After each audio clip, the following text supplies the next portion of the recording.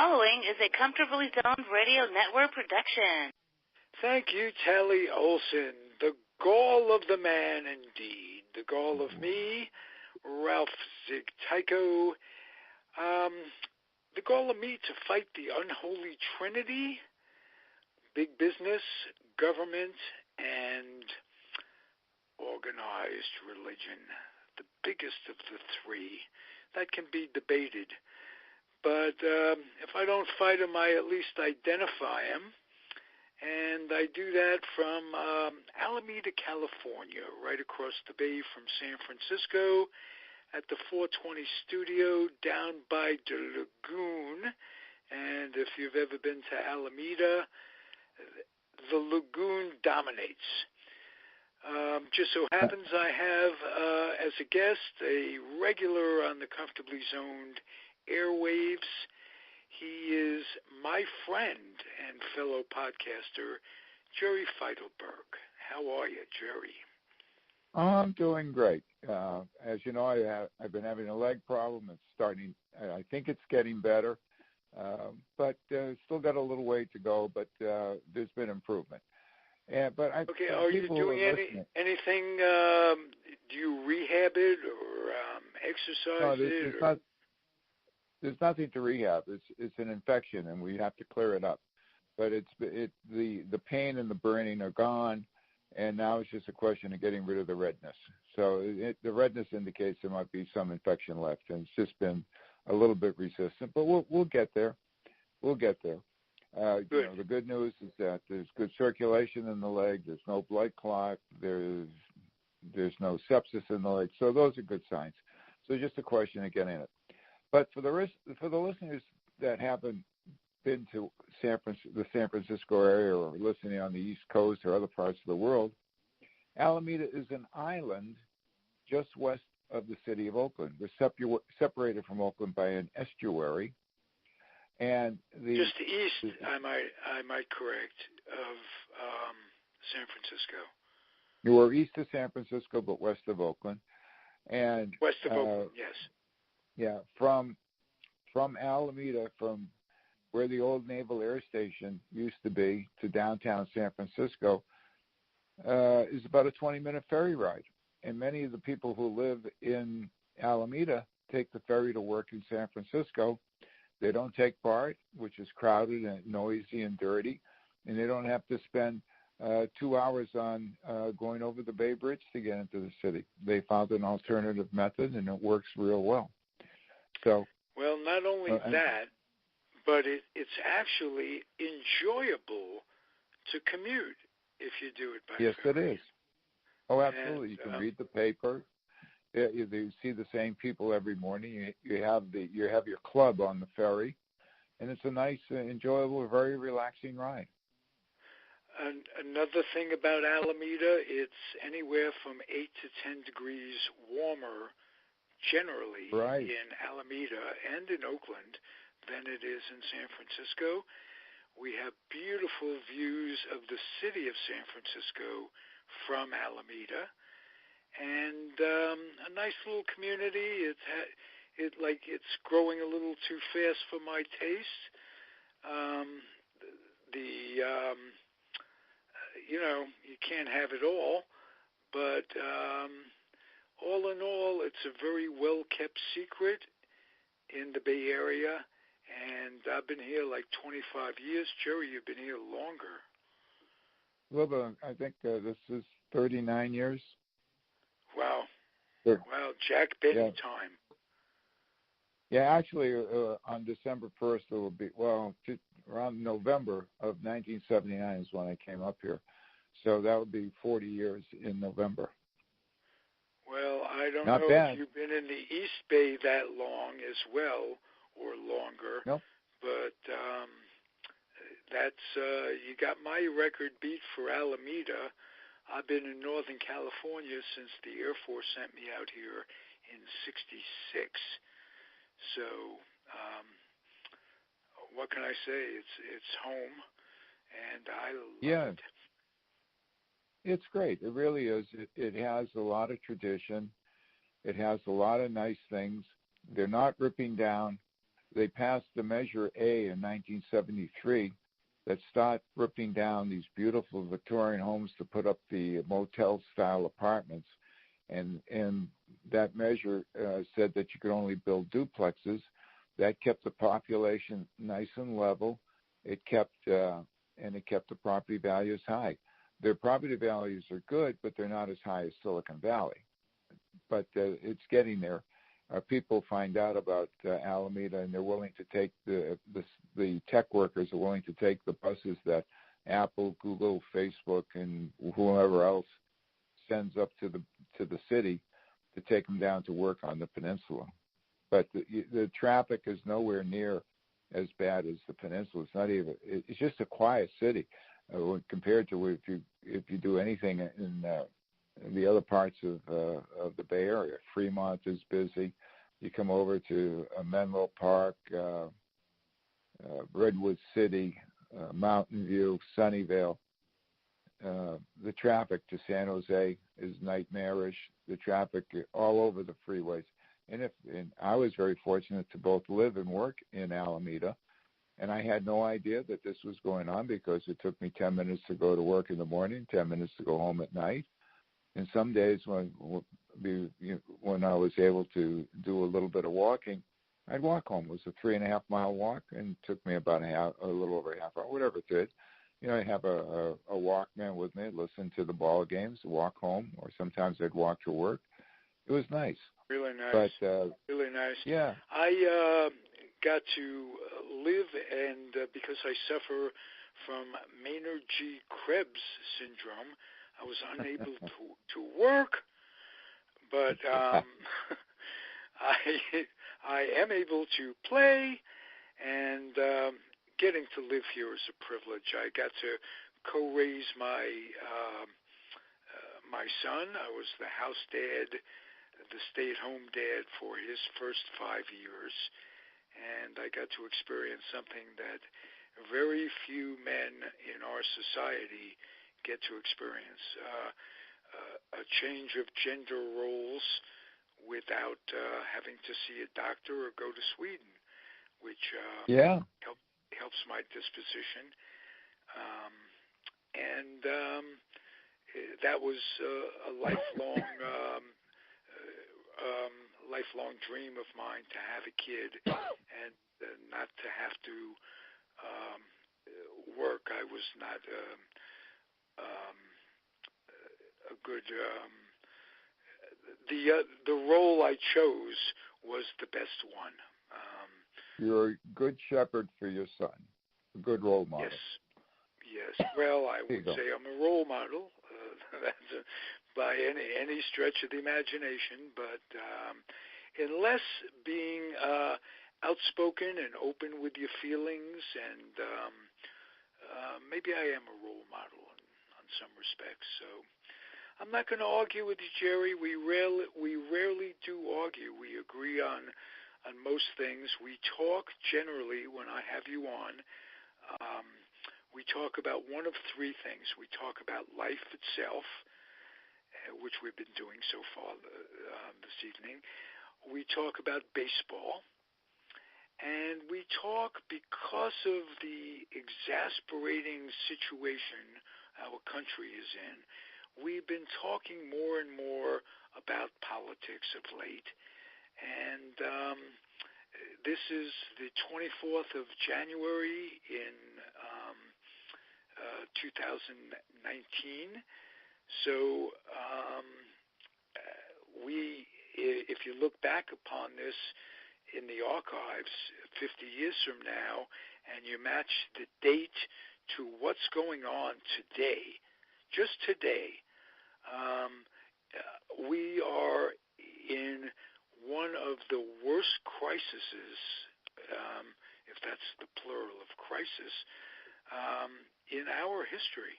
Would you agree? Oh, I think so. And I think this is worse than Watergate. I really do.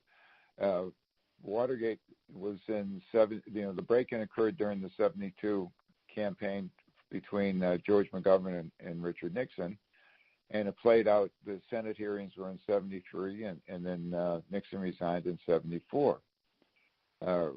Nixon, you remember Nixon, his famous speech, "I am not a crook" speech.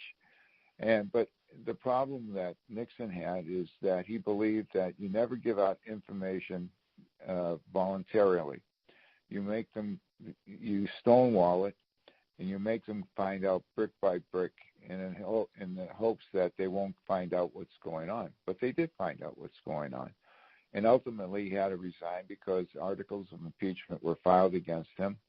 And Barry Goldwater went over to tell him, he went with a couple other Republican senators to tell him that they had the votes to impeach him if they went to trial. And he was guilty of obstruction of justice. And so he resigned and was later pardoned by Gerald Ford. Now, in this thereby case, setting the tone for the deterioration of the moral compass of future presidents. Probably. Oh, yeah. It just they figured if anything happens, I'll get pardoned by the vice president. You know, sure. If Nixon got away with it, I could get away with it.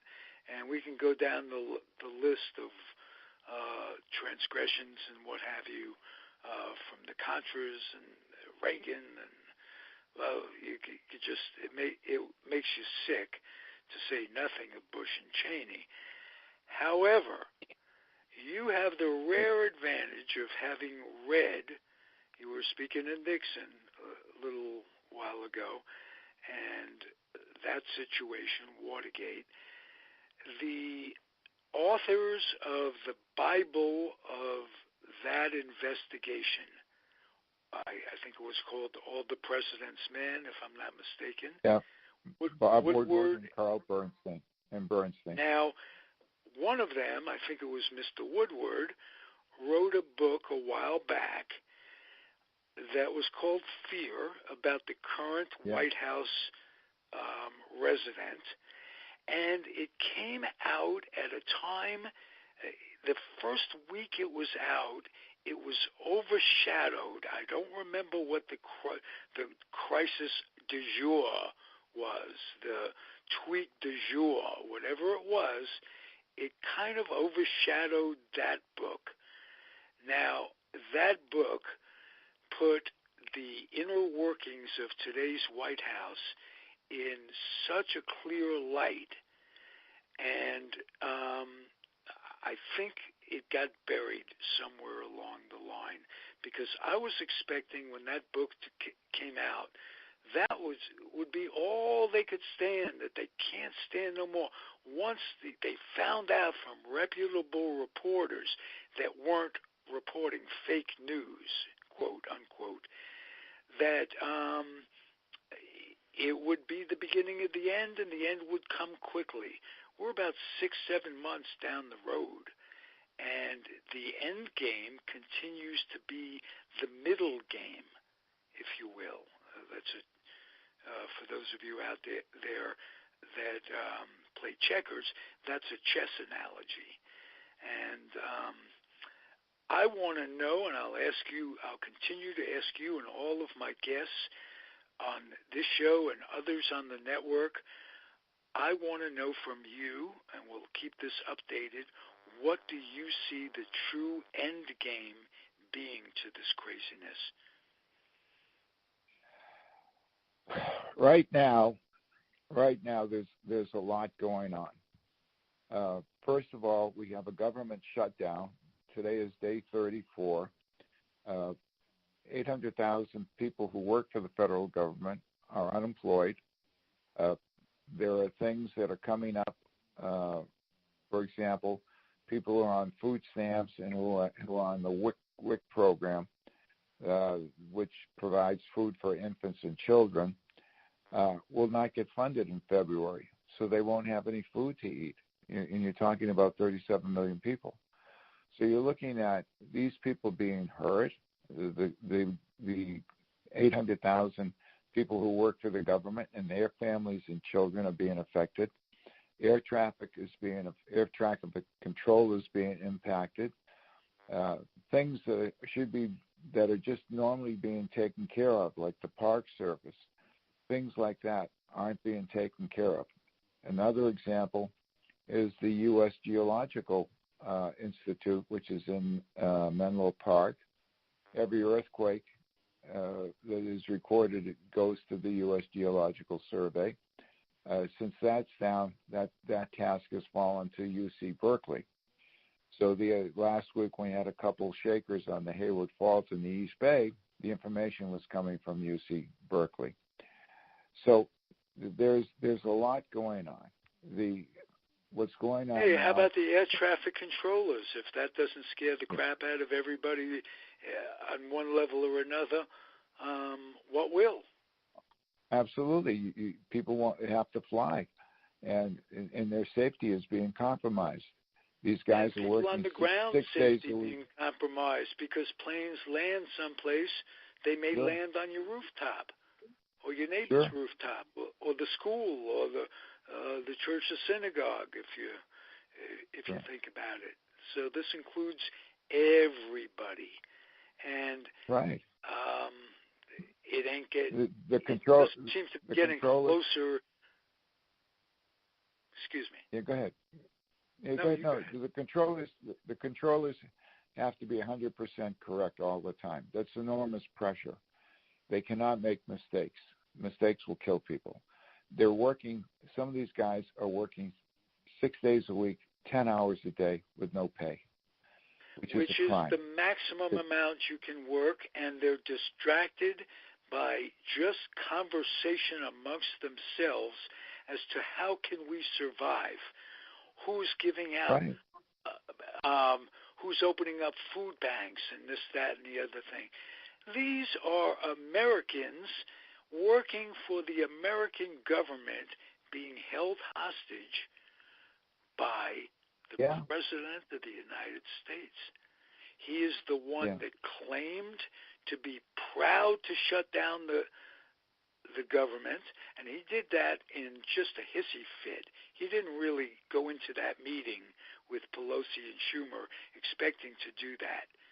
It just came out. He didn't get what he wanted. He met Nancy, as he calls her, for the first time, and you know how he is with the women, and this is the first person to stand up to him since he became president. He assumed that he had the Attorney General as his own personal attorney after fixing the election to get in and working with Putin. Absolutely. There was a former employee who explained his what he calls negotiating tactics. In most negotiations, whether it's between management and labor, usually you get a win-win situation. Or, the labor will give up something, the union will give up something, and they come to common ground so that they get a settlement. Bush views things, I win, you lose. I win, you lose. He will not negotiate with you. You see that his type of negotiation is a demand, and either you accept the demand or he won't budge. And this is what the problem is, and this is why the government's been shut down for 34 days. He says, we will negotiate, but you got to agree to build a wall. And they say, we're not going to build a wall. We got other things to do. Open up the government, and then we'll negotiate. He says, no. And in order for you to negotiate, you got to build a wall. Well, that's not going to happen.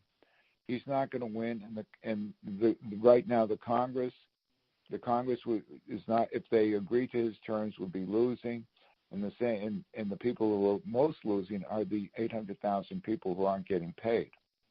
But he doesn't. And you know who those people are that gall me the most that they're not being paid are the United States Coast Guardsmen and women. Yeah. Who are defending our country, the armed forces, and they're not paying them. This is one crazy mother, and I see some sort of coup. I don't know if Amendment 25, we talked about this months ago, is still out there as a possibility. Is it? I don't know. I don't think so. I don't think it's going to happen. But the cabinet has to do something. They're not going to do anything. But you brought up the Coast Guard. We have a thing in Alameda called Coast Guard Island, where the Coast Guard is headquartered, and many of the Coast Guard people and their families live in the city of Alameda. And didn't they have a food bank when they were raising? People were making contributions and making donations to feed the people who were in the Coast Guard and their families. Alameda should be very proud of what they've been doing. We are, no question about it. But that we have to do it is galling, and it doesn't begin. It satisfies the food part of it for these poor folk. But how about the rents? And how about they're cutting back on spending money on things instead of going out to dinner?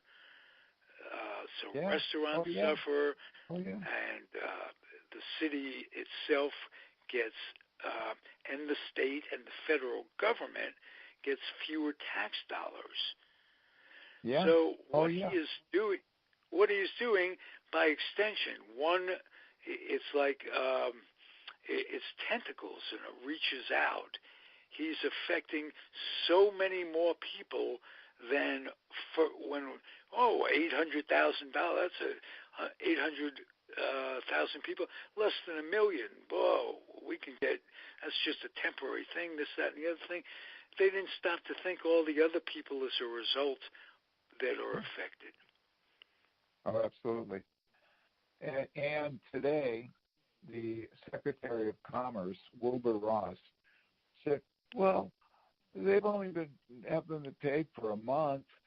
They should have the resources to be able to withstand that. This guy, where does these people think these people are making? The Secretary of Commerce is a multi-millionaire, by the way, in his own right. I'm not taking anything away from him for becoming a multimillionaire, but I am taking away from him the basic lack of empathy that he and the majority of millionaires, people who become millionaires, lack. For one reason or another, they're becoming a millionaire is associated with, to get there, you got to walk over the backs of other people, and you can't appreciate the poor, the working class that makes the millionaire. And it's a horrible situation socially. And speaking of socially, the word socialism, socially, isn't really, for those of you out there, it isn't a horrible word. Communism, yes, that's a horrible word. Fascism, that's a horrible word. But socialism is simply making sure that everyone is taken care of. And guess what? The police is socialism, the library is socialism, the garbage man is socialism. The military is too. Yep. Yeah. Let me give you an example. Let me give you an example of how these people think. And when I was in business in Alameda, I participated in the Medi-Cal or the Medicaid program. People who were on welfare. Yeah, Jerry had a very fine pharmacy in downtown Alameda for how many years, Jerry? 25. 25. You were pharmacist of the year in California. Pharmacist of the year. Yeah. That's in 1995. You ran a successful business. You worked towards helping cut the cost of medicine. You fought the pharmacies. We fought the drug manufacturers, and they paid us. They paid 40,000 because of our efforts.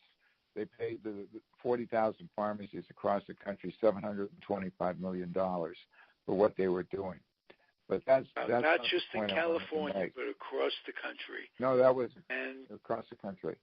But now looking back, that's been what, 95? So we're talking 27 years ago. Is that correct? 24. 24. Okay. Have things really changed appreciably, or not for the marketing of drugs. We won the battle, but they ultimately won the war. But I wanted to tell you how these people think and how things, by not paying people. By law, California has to have a budget by July 1st. And over the years, way before when there were more Republicans in the Assembly and the Senate, we would come down to June and July, to May and June, when they had to have a budget ready, and they didn't have the budget. So that meant on July 1st, they stopped paying pharmacies, doctors, hospitals, nursing homes. And we had to pay our bills every 2 weeks. And sometimes the budget, they wouldn't have a budget for 6 weeks, 8 weeks, whatever it was. I, along with a gentleman who just passed away, a gentleman by the name of Lynn Carmen, who was a public service attorney, we would file suit against the state of California to pay the pharmacists, to pay all the medical providers, because we're laying out, let's say, I would do, I think in my peak, let's say I was doing $100,000 worth of business with my wholesale. So if I went 6 weeks, that meant I had to have $150,000 in the bank to pay my bills. The money's not coming in. How am I going to pay my bills?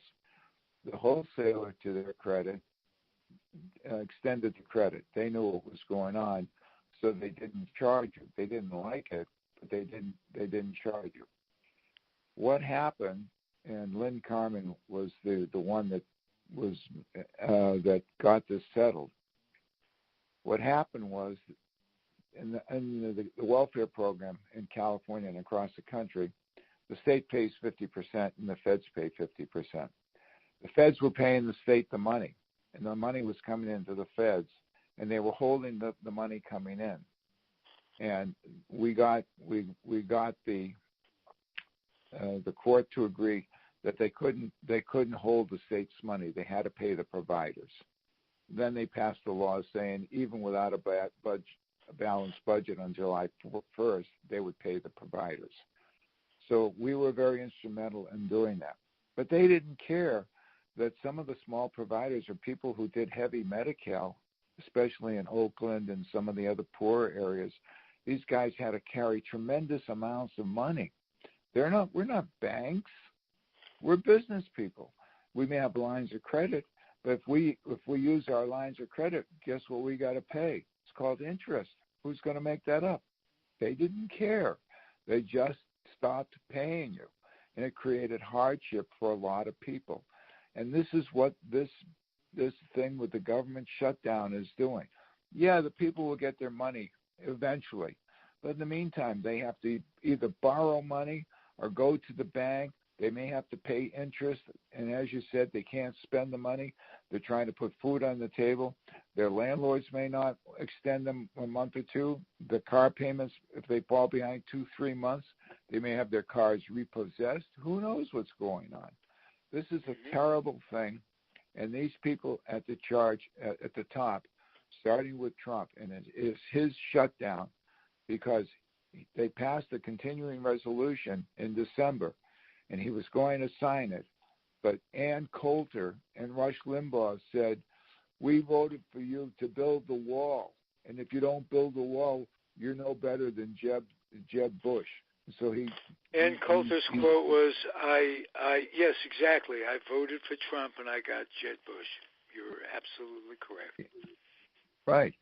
So and I can't begin to tell you what I think of her. And Jerry, we can say anything we want. This is podcast, and I still can't find the words, if you know what I mean. I won't say those words. Well, if you have HBO, tomorrow night on Bill Maher's program, and I love Bill Maher. He has, you know, how he feels about religion, and he skewers the Republicans. Guess who his guest is on tomorrow night? Ann Coulter. So that should be an interesting show. Yeah. Oh, that should be interesting. He's going to destroy her. Absolutely. Oh, yeah. I'll look for that. I use YouTube to my advantage for anything. That will be on YouTube if I can't find it. It goes on the next day on YouTube. So as are all of the offerings from the Comfortably Zoned Radio Network. They're archived on YouTube. So go to YouTube. There you go. Punch in Comfortably Zoned, and you'll get us all. All right, we talk politics. That depressed us. I'm going to cheer us up because when we talk baseball, no matter what we're talking about, it's always terrific because we elicit memories for each other, and the happiest we've been in our lives is when we're just sitting out at the ball game and just watching a game. We're simple on we're complicated. We have complicated thoughts, but we share a certain simplicity of just the smell of the ballpark, the ball hitting the mitt, the ball hitting the bat, cheering. It's just nice. To say nothing of the grass, the expansive. It's wonderful. You can't wait for opening day. There's a couple things going on this weekend with the A's. Tomorrow, and unfortunately because I'm up north in Mendocino, the A's have media day over at their offices on Harrison. And I'm sure that some of the media people, you know, the people like Susan Slusser and John Shea and Ron Kroichek and some of the other writers for the Chronicle, Carl Stewart, and they will be asking what's going on with the stadium. So maybe we'll get some news on that.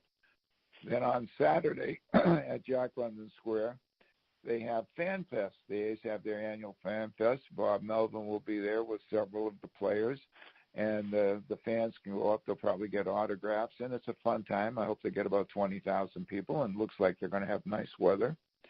And then in about 3 weeks from today, the pitchers and catchers report to spring training down in Mesa, Arizona. Yeah, so it's getting close. Pretty cool. We've been waiting for this for a long time. And, you know, it's getting nice weather. We had a lousy week last week.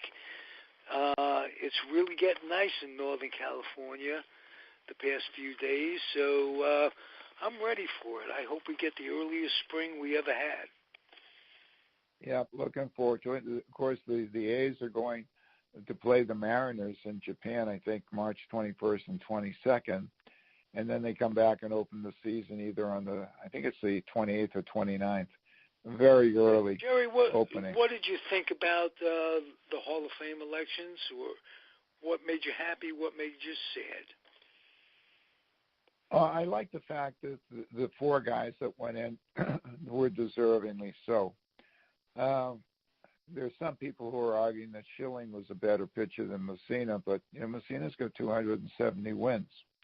There are a couple guys that should go in through the veterans, what they call it, the today's committee, whatever it is, should go in. One is Tommy John, the other is Jim Katt.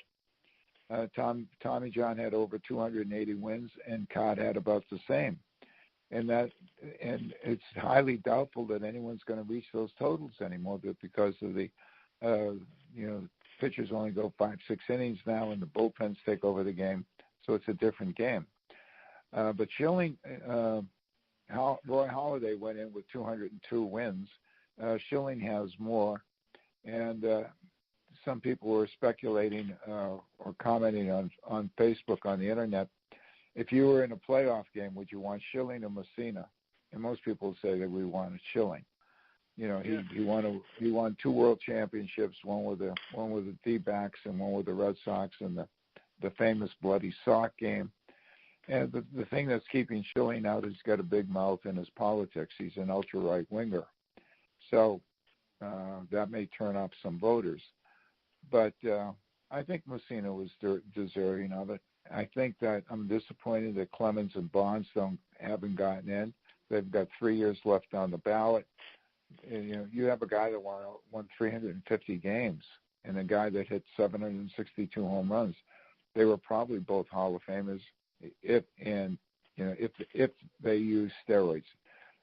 Well, that elicits the age-old debate, and we can go back and forth. We'll save that for another podcast.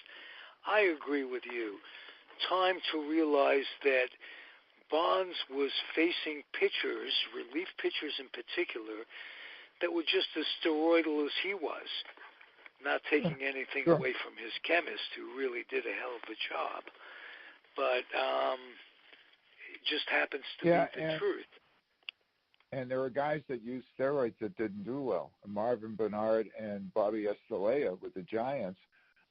Bobby Estalella was lucky if he hit 200, and Bernard hit about 220, and they were both. Well, when you say he didn't do well, maybe if he didn't use steroids, he wouldn't have been in the big leagues. So he might have. So it brings us to another thing with the guys that were on the bubble. There was an article written in Sports Illustrated about 4 or 5 years ago that chronicled players that never used, were clean, and were on the bubble with guys who the Mitchell report came out and said had been using. And these guys were devastated. They worked 6, 7, 8 years in the minors, never made the major leagues. It kind of hurts to lose in competition when you got screwed out of it. Let's put it that way, in a nice way, huh? Yeah, and there's one more guy that should be in the Hall of Fame for what he did on the field, but not what he did as a manager. That was Pete Rose. Pete Rose had, over 4,200 hits, more hits than anybody in the history of baseball. His exploits are well known. And the Hall of Fame is supposed to be a museum. It's a museum. And how can you leave out Pete Rose with what he did on the field? What he did as a manager. Well, then you'd have to go back to Shoeless Joe Jackson if you're going to bend the rules or change the rules from that standpoint. Shoeless Joe Jackson never bet on baseball. He hit 375 in the 1919 World Series. He didn't tank. He was suspended because, quote, he knew about it, or he had information about it. So that's why he was suspended. But he didn't participate in throwing the games whatsoever, and that's what a shame. And Ted Williams was a big supporter of Shoeless Joe Jackson getting into the Hall of Fame, but he never got in. Betting on baseball was a no-no. But now, with the fantasy baseball leagues and DraftKings and what they're doing, there's plenty of betting on baseball right now going on. And Major League Baseball. Well, the hypocrisy of all of that is that the owners owned racehorses back in the day, all of that. But I will say this, and we can, again, an argument for another day perhaps, but as you know, in any major league clubhouse, clearly it says there's no betting, no wagering, in danger of being suspended for life, this, that, and the other thing. Had Pete Rose been suspended, and had he copped to it, and had he gotten help, this is a country that loves to forgive. And he gets second chances. Absolutely. But he lied. He lied, and he lied repeatedly, and covered up, and and he didn't apologize. You see, Jason basically he did with what another guy we were talking about, what Richard Nixon did. Yep, stonewalled it. But, right. Jason Giambi said, yeah, I did it. I made a mistake. Everyone forgave him. No big deal. Had Bonds said, I didn't know what I was taking, and then he had a trial. And Clemens blamed it on his wife for the congressional hearing, which, by the way, a congressional hearing, who's judging who in this here world?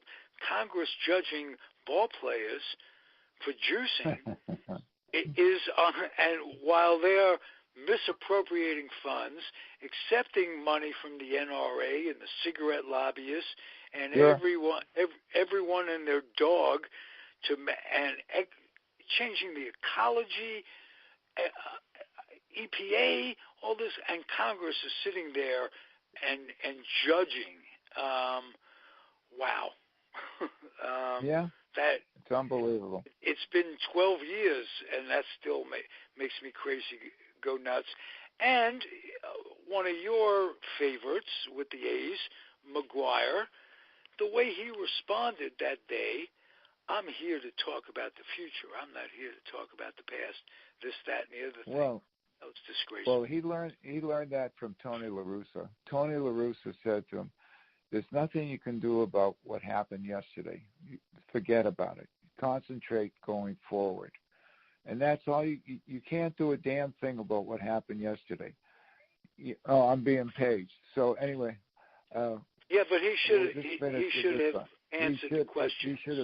He should have been, and he was fumbling around, and he didn't look good.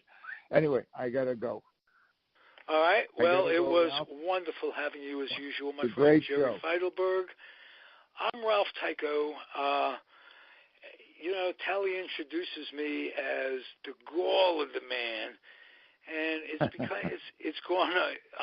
become the name of my podcast, the Gall of the man. I don't have gall. I just have moxie. There's a difference. There you go. But there you go. We'll call it Gall of the man because it sounds good. All right. Thank you, Jerry. Thank you, everybody, for listening. I will be back as soon as I can with more interesting people, more conversation, more baseball, more politics, more life, more this, more that. I enjoy doing this, and thank you for listening, and be well, everybody. Adios. Great. Take care. Bye-bye now. The proceeding was a Comfortably Zoned Radio Network production. Thank you for listening.